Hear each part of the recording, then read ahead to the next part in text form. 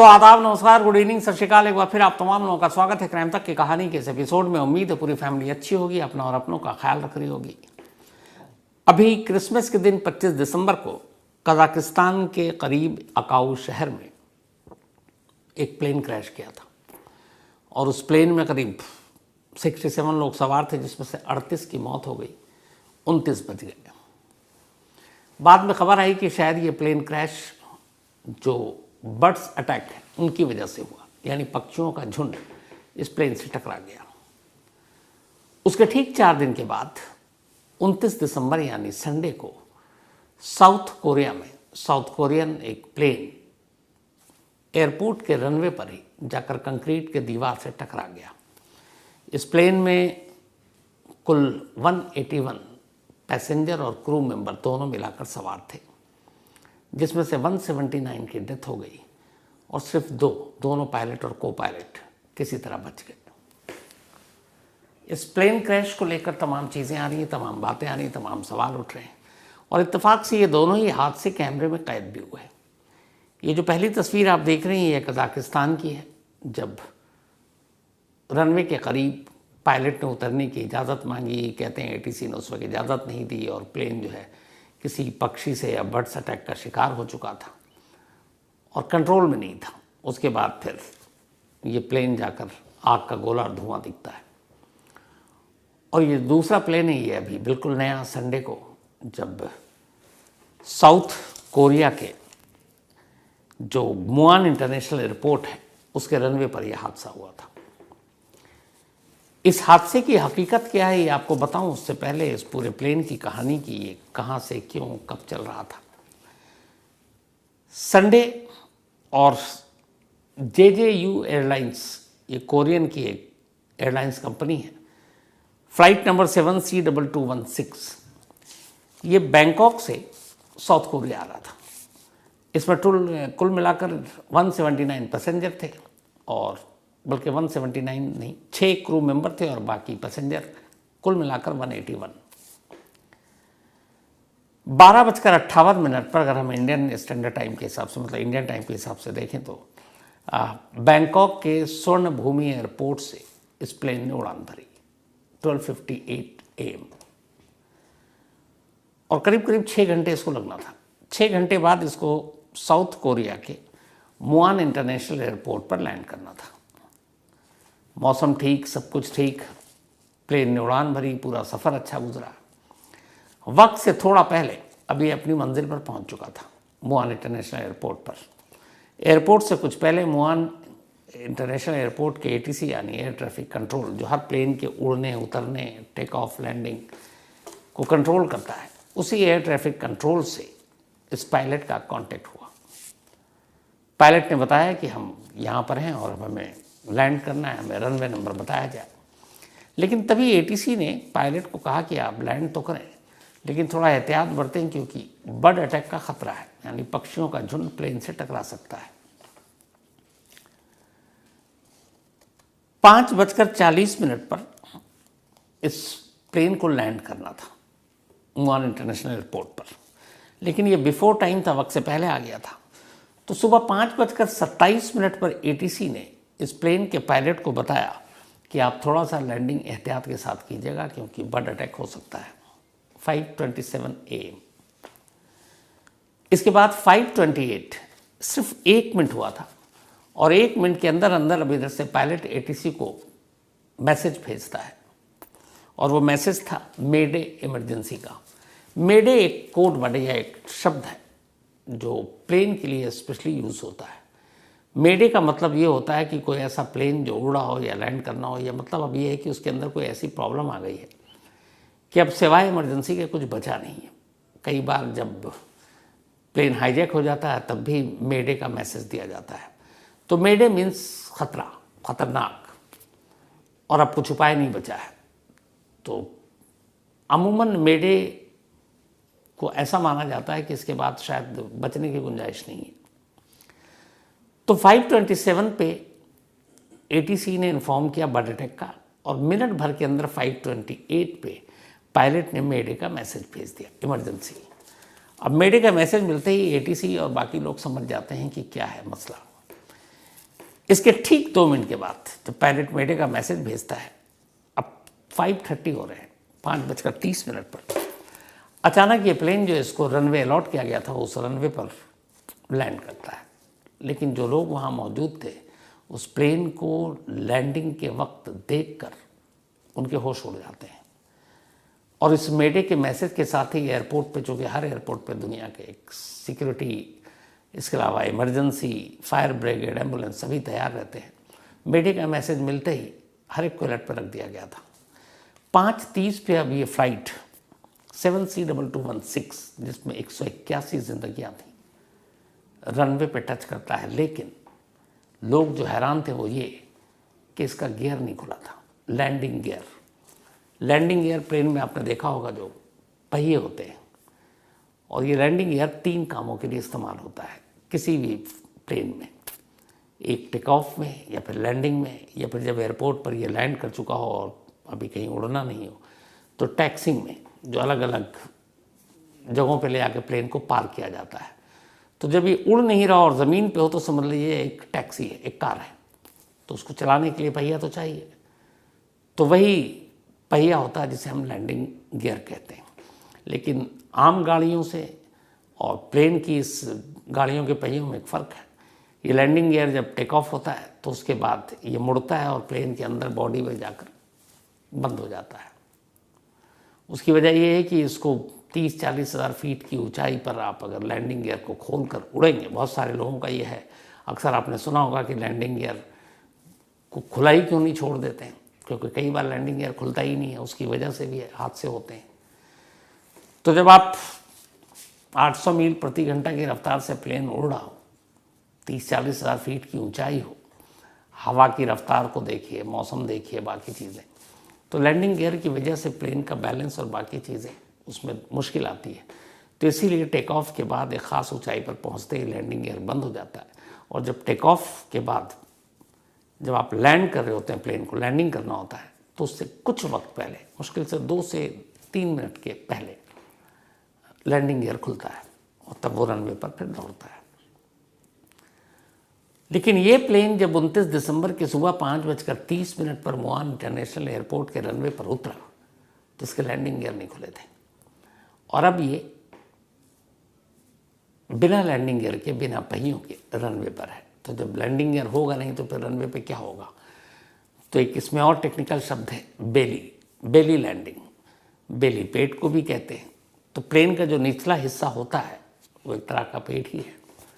तो उसी निचले हिस्से से ये रनवे पे टकराता है, और रनवे पर टकरा कर चूँकि अब लैंडिंग गियर खुली नहीं, पहिया है नहीं, तो फिर आप स्किड भी करेंगे, कंट्रोल होगा नहीं। और वही हुआ, बेली लैंडिंग हुआ पायलट ने, और उसके पास कोई ऑप्शन नहीं था, और ये घिसटता हुआ रनवे पर, न ब्रेक लगा न कुछ और सीधे जहाँ पे रनवे ख़त्म हुआ वहाँ एक कंक्रीट की ऊंची सी दीवार थी, उस दीवार से जाकर ये प्लेन टकरा जाता है। रफ्तार, ऊपर से प्लेन के अंदर फ्यूल, और सामने दीवार से टकराते ही करीब तेज़ एक आग का गोला और धुआं उठता है। पहले से ही सारी इमरजेंसी तैयारी थी, लेकिन उसके बावजूद अगले 40 मिनट लगते हैं इस प्लेन की आग को बुझाने में। करीब 40 मिनट के बाद इस आग पर काबू पाया जाता है। सुरक्षा कर्मचारी, मेडिकल अफसर, ये सारे लोग पहुंचते हैं, लेकिन तब तक देर हो चुकी थी। पर करिश्मा ये था कि कॉकपिट में बैठे 2 पायलट, उनकी ज़िंदगी बच जाती है। दोनों बहुत ज़्यादा, मतलब हालत भी उनकी ख़राब नहीं, ख़तरे से बाहर, उन्हें निकाला जाता है। लेकिन बाकी 179 पैसेंजर और बाकी जो क्रू मेंबर थे उनकी मौत हो जाती है। इनमें से करीब 18 लोगों को छोड़कर बाकी की शिनाख्त भी हो गई। 18 का यही पता नहीं है कि ये मेल थे कि ये फीमेल थे। वजह यह है कि आग में झुलस कर उनकी आइडेंटिटी एक तरह से ख़त्म हो गई। इस प्लेन में ज़्यादातर साउथ कोरियन थे, कुछ शायद 2 या 4 थाईलैंड के थे। अब हादसा हो गया 179 साल के आखिर में, लगभग जब दहलीज पर खड़े हम 24 की विदाई के, तब यह हादसा हुआ। अब तमाम सवाल हुए कि इस रनवे पर इस हादसे की असली वजह क्या थी। तो पहली चीज़ तो ये थी कि मौसम साफ था, लैंडिंग गियर खुली नहीं, इसका मतलब है कि लैंडिंग गियर में एक प्रॉब्लम। लेकिन हादसे से 3 मिनट पहले ATC बर्ड स्ट्राइक की चेतावनी दे रहा है, यानी पक्षियों के झुंड प्लेन से टकरा सकते हैं। तो फिर क्या थी असली वजह? तो अब असली वजह जो है उसकी जांच शुरू हुई है, लेकिन एक चीज़ जो सामने आई है वो ये कि शायद ये हादसा बर्ड स्ट्राइक की वजह से हुआ, यानी पक्षियों के झुंड के टकराने से। 4 दिन के अंदर अंदर 2 प्लेन क्रैश, कजाकिस्तान का जो मैंने आपको बताया जिसमें 32 पैसेंजर्स की डेथ हुई, उसमें भी बर्ड अटैक की बात हुई थी, और अब इसमें भी। अब सवाल ये आता है कि आखिर ये बर्ड अटैक है क्या? इतने भारी भरकम प्लेन को एक छोटा सा कोई पक्षी परिंदा कैसे गिरा सकता है? तो ICAO यानी इंटरनेशनल सिविल एविएशन ऑर्गेनाइजेशन, जो सारी सुरक्षा और बाकी चीज़ों को हवा में प्लेन से रिलेटेड देखती है, उसका मानना है कि हवा में अगर प्लेन को सबसे ज़्यादा किसी से ख़तरा होता है तो वो बर्ड अटैक से ही होता है, पक्षियों का झुंड। लेकिन पक्षी का झुंड हमेशा ये मन में रहता है कि क्यों इतना खतरनाक क्यों हो जाता है। कहते हैं कि अगर मान लीजिए 1.5 किलो का एक कोई पक्षी हो और हवा में उड़ा हो और वो किसी प्लेन से टकरा जाए, तो ऐसा समझिए कि जैसे कोई 150-200 किलोमीटर की स्पीड से बाइक चला रहा हो और वो हादसा हो जाए, तो उसकी मतलब स्पीड और उसका इम्पैक्ट क्या होगा। प्लेन की अपनी रफ्तार, और जब वो लैंड करने के लिए नीचे आ रही होती है तब भी अच्छी खासी रफ्तार होती है, जब वो रनवे पर होती है तब भी उसके करीब 300 किलोमीटर प्रति घंटा की रफ्तार होती है, लेकिन आसमान में तो और ज़्यादा होती है। तो एक प्लेन की अपनी रफ्तार और एक उस बर्ड की अपनी रफ्तार जोड़ रही है। लेकिन फिर भी ठीक है, अगर प्लेन के ऊपरी हिस्से से प्लेन का जो छत है या फिर प्लेन के विंग से टकराए तो भी ठीक है। लेकिन अगर यही पक्षी प्लेन के इंजन से टकरा जाए और वो जो घूमता है आगे, आपने देखा है दोनों प्लेन के दोनों तरफ, उसमें घुस जाए, क्योंकि हवा का फोर्स भी होता है, तो फिर समझिए कि इंजन में आग और प्लेन का सारा सिस्टम खराब, न लैंडिंग गियर काम करेगी न बाकी चीज़ें काम करेगी। तो फिर पायलट का कंट्रोल एक तरह से उस प्लेन से गायब हो जाता है। कई बार जो खिड़कियाँ होती हैं उससे भी पक्षी टकराती है, कई बार विंग से टकराती है, कई बार नोज से टकराती है, कई बार ऊपर टकराती है।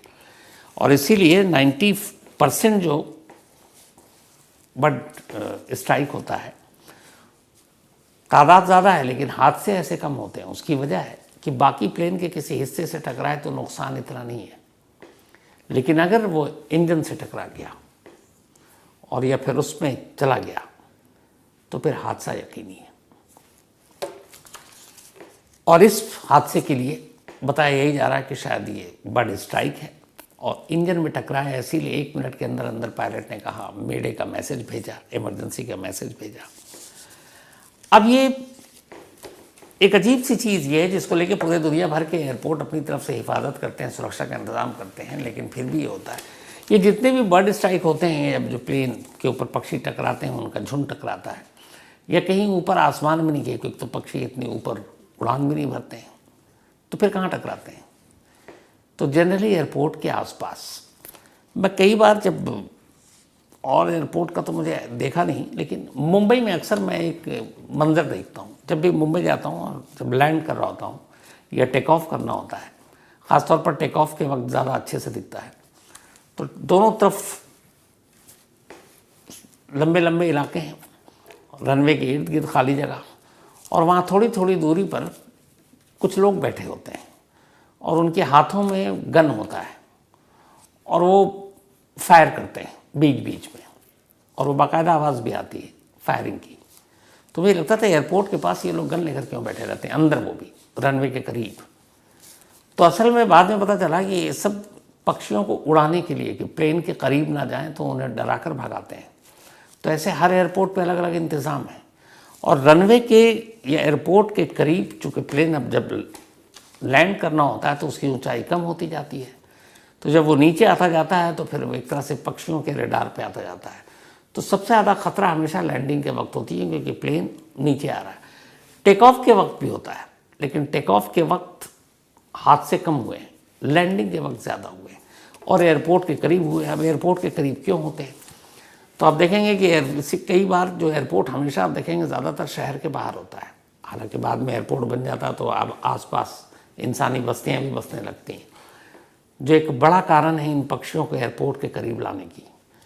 जनरली एयरपोर्ट इसलिए थोड़ा दूरी पर बनाया जाता है कि एक तो वहाँ पे आसपास में कोई ऐसे शॉप ना हो खाने पीने की, नॉनवेज की, जिससे पक्षियाँ वहाँ पे घूमती रहें, उड़ती रहें। लेकिन फिर भी एयरपोर्ट के आसपास जैसे बारिश हो गई, पानी जमा हो गया तो पक्षी आ जाएंगे, या फिर अगर आसपास में लोग रहते हैं तो फिर उसकी वजह से भी आ जाते हैं। तो अमूमन एयरपोर्ट के आसपास इन्हीं चीज़ों से ज़्यादातर बर्ड्स आती हैं और वही ख़तरा बन जाती हैं। तो एयरपोर्ट के अंदर इसकी हिफाजत के लिए अलग अलग देश में अलग अलग तरीके हैं। जैसे सिंगापुर में बाकायदा 20 तरह की आवाज़ निकालने वाले सायरन और क्या क्या चीज़ें होती हैं जो पक्षियों को डरा कर भगाते हैं। मुंबई के मैंने आपको एग्जांपल दिया। कई जगहों पर लेज़र गन और लेज़र का इस्तेमाल किया जाता है उनकी रोशनी और साउंड से पक्षियों का ध्यान भटकाने के लिए और फिर उन्हें वहाँ से हटाने के लिए, तो वो भी किया जाता है। जो पूरी दुनिया में मशहूर है वो स्पेशल एक वैन चलता है जो सिंगापुर में, और ये न सिर्फ उस वैन में चलते हुए भी गन शॉट मारते हैं, बल्कि ये 20 तरह की आवाज़ निकालते हैं पक्षियों को डिस्ट्रैक्ट करने और भगाने के लिए। मुंबई के अलावा सूरत एयरपोर्ट पर भी बचाने के लिए लेज़र लाइट और लेज़र गन का इस्तेमाल किया जाता है। तो दुनिया में अलग अलग तरीके से ये सारी चीज़ें की जाती हैं, लेकिन कई बार ये सारी चीज़ें काम नहीं आती। इसको लेके बहुत सारे ऐसे हमले पहले भी हो चुके हैं पक्षियों को लेकर, 1960 से पता नहीं कब कब तक। एक हाल में तस्वीर आई थी, आप सबने देखा होगा, एक प्लेन इमरजेंसी लैंडिंग हडसन नदी में करती है यूएस में, उस पर भी बर्ड स्ट्राइक हुआ था और उसकी वजह से उसको इमरजेंसी लैंडिंग करनी पड़ी थी नीचे। इस प्लेन क्रैश को लेके जो है वो ये है कि वुहान इंटरनेशनल एयरपोर्ट के आसपास पक्षियों का काफ़ी झुंड है और एयरपोर्ट अथॉरिटी इसके बारे में कई बार बोल चुकी है और अक्सर अलर्ट भी जारी किया जाता है। तो आज भी एटीसी जो संडे को हुआ उसके बाद उनका स्टेटमेंट था कि हमें जब भी ऐसा मिलता है हम अलर्ट भेजते हैं, पायलट को भी भेजते हैं, तो उसके हिसाब से फिर वो सारी सेफ्टी मेजरमेंट लेते हैं। लेकिन एयरपोर्ट के आसपास इस तरह से पक्षियों का झुंड हर फ्लाइट के लिए, चाहे वो लैंड कर रहा हो चाहे फिर वो टेक ऑफ कर रहा है, उसके लिए ख़तरनाक होता है। अब वुहान इंटरनेशनल एयरपोर्ट को ये पता था, एयरलाइंस कंपनी ने माफ़ी भी मांगी है, लेकिन गलती कौन, गुनहगार कौन, अब इस पर जाँच होगी वो तो पता चलता रहेगा। लेकिन 179 बताइए साल का, इसमें बहुत सारे वो लोग थे जो नए साल की छुट्टियां मनाने के लिए गए थे और वापस लौट रहे थे, क्रिसमस की छुट्टियां मनाने गए थे वो लौट रहे थे। इसमें महिलाएं भी थे, बच्चे भी थे, और एक झटके में इस प्लेन ने 179 लोगों की जान ले ली। जो दोनों पायलट थे बाद में जब होश में आए तो वो इतने सदमे में है कि इस प्लेन क्रैश को लेकर उनसे जब पूछताछ हो रही थी कि क्या है, हालांकि उसमें जो ब्लैक बॉक्स होता है उसके ज़रिए भी आखिरी बातचीत और सारी चीज़ों का नतीजा निकाला जाएगा, लेकिन वो इतने सदमे में, और होना हो भी क्यों नहीं, मतलब अपने सामने उन्हें पता है प्लेन टकरा गया, आग के गोले में तब्दील हो गया, बचने की कोई गुंजाइश नहीं, लेकिन मुकद्दर दोनों बच गए, लेकिन उन्हें कुछ याद नहीं है फ़िलहाल। वो इस कदर सदमे में है गहरे कि हुआ क्या था, कैसे हुआ था। तो इसलिए उनसे भी इस वक्त ज़्यादा पूछताछ नहीं की जा रही कि पहले वो नॉर्मल हो जाए और फिर इस हादसे के बारे में उनसे जानकारी ली जाए, लेकिन दोनों सदमे में। सेम इसी तरीके से जो कंक्रीट के दीवार से जाकर ये टकराया ये प्लेन, आपको याद होगा इंडिया में मैंगलुरु एयरपोर्ट पर ये ऐसा ही एक हादसा हुआ था। हालांकि तब बर्ड स्ट्राइक नहीं था, पक्षियों का स्ट्राइक नहीं था, लेकिन वो इंसानी गलती थी, वो पायलट की गलती थी, इसलिए कि जो रनवे था और जिस जगह पे पहले टच करना था रनवे को, वहाँ पे पायलट से थोड़ी चूक हो गई अंदाज़ा लगाने में, और वो उस रनवे से थोड़ा आगे उन्होंने प्लेन को लैंड कराया, और उसके बाद जब तक ब्रेक मारते, और मैंगलुरु का एयरपोर्ट वैसे ही बहुत छोटा है, तब तक प्लेन उस रनवे को क्रॉस कर उसके पास खाई था और उस खाई में जाकर वो प्लेन गिर गया, जिसमें भी कुछ लोगों की जान बची थी। मुझे याद है ये प्लेन क्रैश मैंने खुद बेंगलुरु जाकर कवर किया था और मैंने वो तमाम लाशें भी देखी थी, कहानी आपको डिटेल में सुना चुका हूँ। तो यहाँ पे भी ये फ़र्क इतना था कि ये जो मुआन इंटरनेशनल एयरपोर्ट पर हुआ, इसके आगे रनवे के बाद एक कंक्रीट की दीवार थी। अमूमन हर एयरपोर्ट की अपनी एक बाउंड्री होती है ताकि बाहरी लोग ना आ जाए, तो वहाँ पे भी दीवार थी, यहाँ खाई थी, दीवार थी नहीं। पर दोनों हादसा लगभग सेम था, सिर्फ वजह अलग अलग थी। वहाँ पक्षियों का झुंड था, यहाँ पायलट की गलती थी। हालांकि आज भी कहते हैं कि प्लेन हादसे में बेशक बचने की गुंजाइश कम होती है, लेकिन अगर आप पूरी दुनिया में देखें तो जितने भी सफ़र के मोड हैं ट्रैवल के, उनमें सबसे सेफ़ प्लेन को ही माना जाता है। हालांकि मैं खुद प्लेन में बैठने से बहुत कोशिश करता हूँ ना बैठूँ मजबूरी के अलावा, लेकिन है फोबिया। लेकिन सेफ़ सबसे क्या है, मतलब अगर आप निकाल के देखें डेटा तो सबसे सेफ़ मोड प्लेन ही है। दुनिया में सबसे ज़्यादा हादसे रोड पे होते हैं, सड़क एक्सीडेंट में लोगों की सबसे ज़्यादा जान जाती है। लाखों लोग हर साल रोड एक्सीडेंट में मरते हैं। हमारे यहाँ करीब 50,000 से ज़्यादा रिकॉर्ड सिर्फ रोड एक्सीडेंट हर साल में लोग मरते हैं। ट्रेन, आपको पता है जब भी एक्सीडेंट होता है कितने लोग मारे जाते हैं, कितने तो हमेशा हमेशा के लिए हाथ पैर ही उनके बेकार हो जाते हैं। प्लेन का बेशक एक्सीडेंट होना का इसका मतलब ये होता है कि उसमें बचने की गुंजाइश कम होती है, लेकिन सबसे कम हादसे प्लेन के ही होते हैं। तो इसीलिए अगर आंकड़े के हिसाब से जाएं तो सेफेस्ट मोड ऑफ ट्रैवल जो है वो प्लेन है, लेकिन हाँ सबसे ख़तरनाक भी वही होता है। तो ये थी आज की कहानी। कहानी ख़त्म करूँ उससे पहले वही अपना सिलसिला। आज ध्रुवी, इनका बर्थडे है, तो हैप्पी बर्थडे ध्रुवी। और ये सुरेश वसावा की बिटिया है। आदिति शर्मा का भी जन्मदिन है, तो हैप्पी बर्थडे आदिति। भेजा हार्दिक ने है। साथ ही नरमाया कोइराला, इनका भी बर्थडे है, तो हैप्पी बर्थडे नरमाया जी। और ये भीम कोइराला जी की पत्नी है, और भेजा रिहन्ना एंड रिहान ने, उनके बच्चे हैं। शगुफ्ता अंसारी का भी बर्थडे है, तो हैप्पी बर्थडे शगुफ्ता। और ये तनवीर अंसारी साहब की वाइफ हैं। साथ ही सुरेंद्र नैन, इनका भी बर्थडे है, तो हैप्पी बर्थडे सुरेंद्र नैन साहब। आफिया फातिमा, इनका भी जन्मदिन, तो हैप्पी बर्थडे आफिया। और ये आथिया तैयब एंड तैयब शरीफ, इनकी बिटिया हैं। दीपाली यादव का भी जन्मदिन, तो हैप्पी बर्थडे दीपाली। और ये एडवोकेट अजय कुमार, आशा और पुनीत यादव ने भेजा है। मोहम्मद शान, इनका भी बर्थडे, तो हैप्पी बर्थडे एडवांस में। शान कल है इनका। और मोहम्मद अर्श, इन दोनों, बल्कि अर्श का थर्ड को है, पर एडवांस में ले लीजिए। शान एंड अर्श हैप्पी बर्थडे। भेजा है आशू खान ने सऊदी अरब से। बी विजय का भी जन्मदिन, तो हैप्पी बर्थडे बी विजय साहब। भेजा गोपाल साहू ने है। आरती, इनका भी जन्मदिन है, हैप्पी बर्थडे आरती। ये मणिपुर पुलिस में है, ऑल द बेस्ट। और अनुभव सिंह ने भेजा है। अंकित सिंह, इनका भी जन्मदिन है, हैप्पी बर्थडे अंकित। और उपेंद्र जोशी, जिन्होंने आज बहुत सारे लोगों ने, लेकिन उसमें एक उपेंद्र जोशी भी थे, आज की इस कहानी प्लेन क्रैश की फरमाइश की थी। तो कहानी में आज इतना ही। अब आपसे मुलाकात